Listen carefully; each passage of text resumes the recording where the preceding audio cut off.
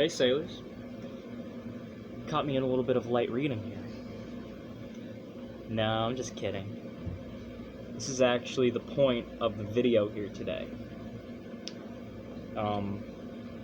This is a series that I have been wanting to do for a little bit, but I just could not find a way to make it in a timely manner.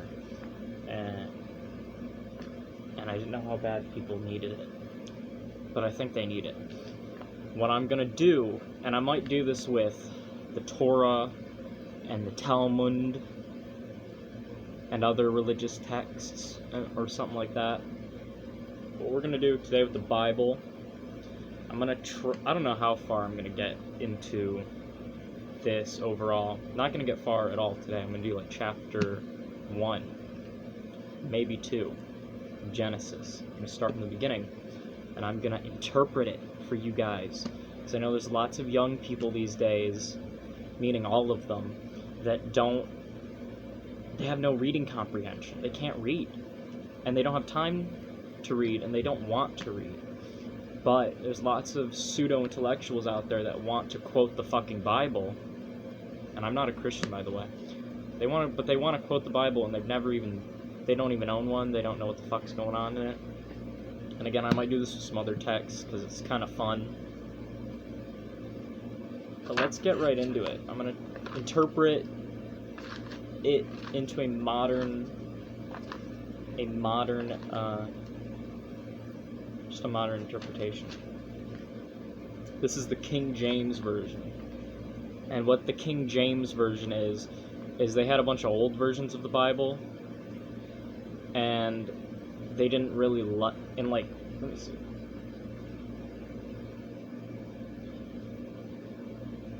Damn, it doesn't say when it happened. 1611.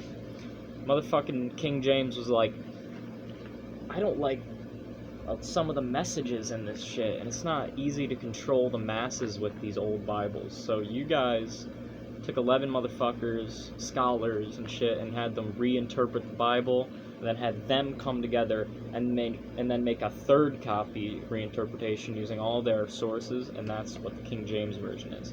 And I'm like the 12th scholar, doing my 12th interpretation, and I'm gonna add it to the King James Version. No, I'm just kidding. JK lol. Alright, Genesis. It's kind of boring at the beginning. I can't wait to get to the end with, near the end with Revelations and shit, because that's where it gets real interesting. So here, we're going to start Genesis, and I think for some of you, there's going to be some mind blowers. You're not going to quite understand what the fuck he's saying. We're just going to do chapter 1 today. Yeah. The creation of heaven and earth. The creation of heaven and earth, chapter 1. In the beginning, God created the heaven and the earth. In is completely capitalized. And the earth was without form and void, and darkness was upon the face of the deep, and the Spirit of God moved upon the face of the waters. So what it sounds like to me here is Earth started with just water. He started with just water, and he's just gliding around on the face of the earth like, what does this shit mean? What next? And God said, let there be light. I can't see this shit. Hold on. I gotta read this better. And God saw the light, that it was good. And God divided the light from the darkness. So he was like, let there be light. It's a little too bright. Let's have nighttime and daytime. And God called the light day. There you go. See, I was right. And the darkness he called night. And the evening and the morning were the first day. And God said, let there be a firmament in the midst of the waters, and let it divide the waters from the waters. That sounds to me like land. Let it divide the waters from the waters, the firmament. Firmament, some people say, is like a dome over the earth, but we might get into that.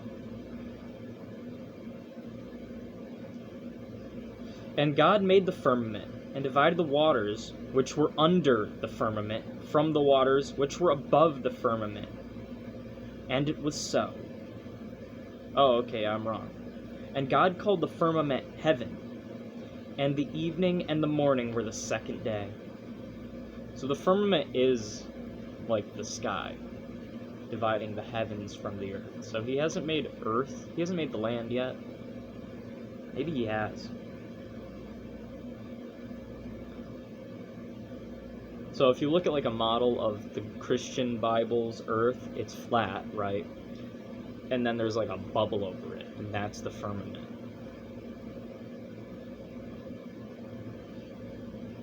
And God said, "Let the waters under the heaven be gathered together unto one place, and let the dry land appear." And it was so. So that's how he did it. He drove the water away a little bit and let some land be exposed. And that's where America comes from. And God called the dry land earth, and the gathering together of the waters called he the seas. And God saw that it was good. I agree. And God said, "Let the earth bring forth grass and herb yielding seed, and the fruit tree yielding fruit after his kind, whose seed is in itself upon the earth." And it was so. That means, he created the plants and the shit and the trees and the seeds, but the trees he created specifically to reproduce themselves. The seed is in upon itself. There's no outside force. The trees don't need to fuck. And it was so. And the earth brought forth grass and herb. Okay, sorry. Oh, no. Yeah. And see, the Bible is strange because it repeats itself a lot. Like, listen to this. This is 11 and 12. And God said, I'm rereading this.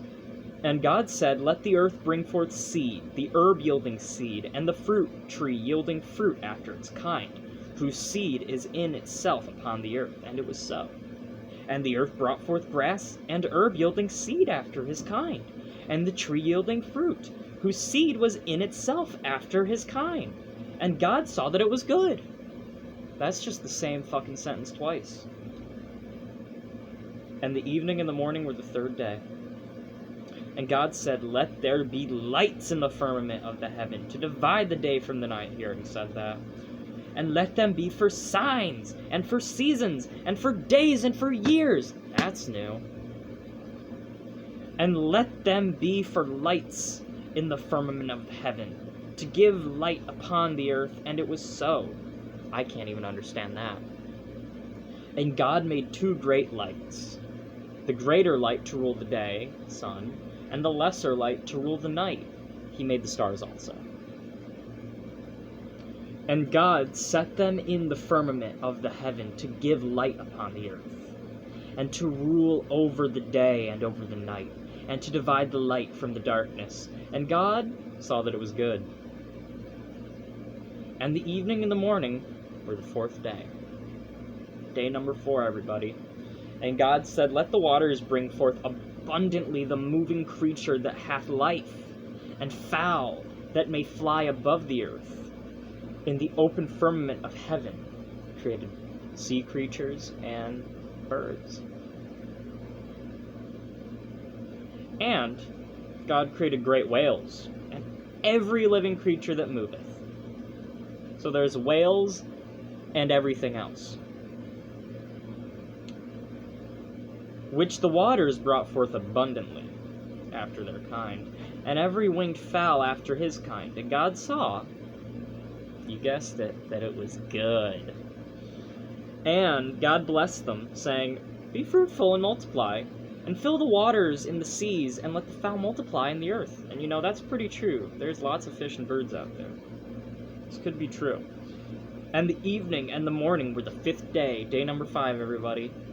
And God said, "Let the earth bring forth the living creature after his kind, cattle, and the creeping thing, and beast of the earth after his kind, and it was so. And God made the beast of the earth after his kind, and cattle after their kind, and everything that creepeth upon the earth after his kind. And God saw that it was good.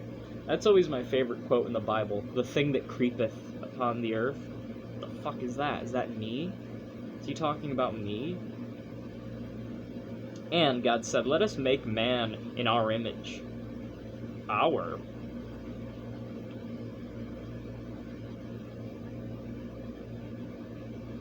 Okay. And God said, let us make man in our image, after our likeness, and let them have dominion over the fish of the sea, and over the fowl of the air, and over the cattle, and over the fucking earth, and over every creepeth thing that creepeth upon the earth. So God created man in his own image. In the image of God created he him, male and female, created he them. And God blessed them. And God said unto them, be fruitful and multiply, and replenish the earth, and subdue it, and have dominion over it. The fish over the sea, and over the fowl of the air, and over every living thing that moveth upon the earth. Damn, dude, that shit belongs to us. So say he. And God said, behold, I have given every herb bearing seed which is upon the face of the earth, and every tree in which the fruit of a tree yielding seed to you. It shall be for meat. And to every beast of the earth, and to every fowl in the air, and to every thing that creepeth upon the earth, wherein there is life, I have given every herb for meat. And it was so. And God saw everything that he had made, and behold, it was very good. And the evening and the morning were the 6th day. Damn.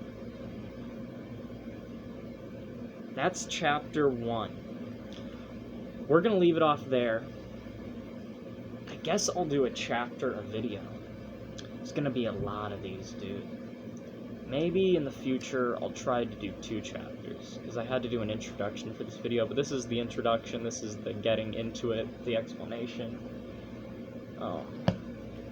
Look how cool my Bible is. Yeah. That's episode 1. Hope you guys enjoyed it. I hope you guys got something out of it. I know that I started the first chapter, the creation, everybody knows that one. That's an easy one to understand. There's just a few interesting things that people get confused about, like the firmament and the thing that creepeth upon the earth. I still don't know what that means. Alright, sailors, thanks for listening, thanks for enjoying. Remember to like, comment, and subscribe.